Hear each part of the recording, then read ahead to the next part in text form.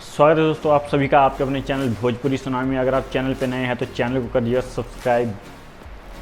दोस्तों आज हम बताएंगे कि आज से करीब 20-25 दिन पहले पवन भैया का एक गाना आया था।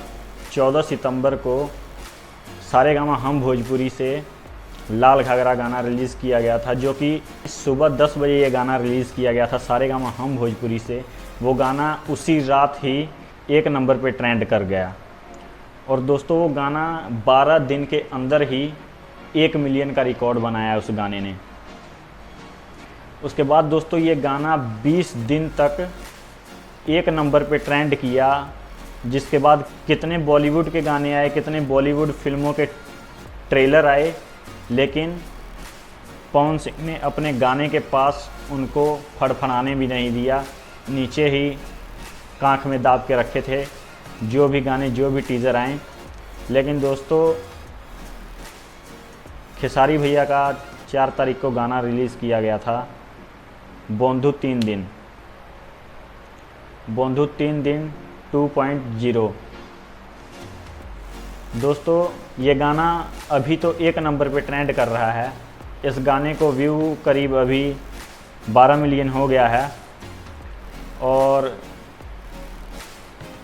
देखिए हम खेसारी भैया को गलत नहीं बोलते हैं, ना ही पवन भैया को गलत बोलते हैं। गलत हम उनको बोलते हैं जो कि छपरी साले यूट्यूबर हैं, बस ऐसे ही छटपटाते रहते हैं। उनको हम बोलना चाहते हैं कि जो बोल रहे थे कि ये कर दिया, चीड़ दिया, फाड़ दिया, तोड़ दिया। पेरिस का ट्रिप गाना आया है यो-यो हनी सिंह का, मिलिंद गाबा का।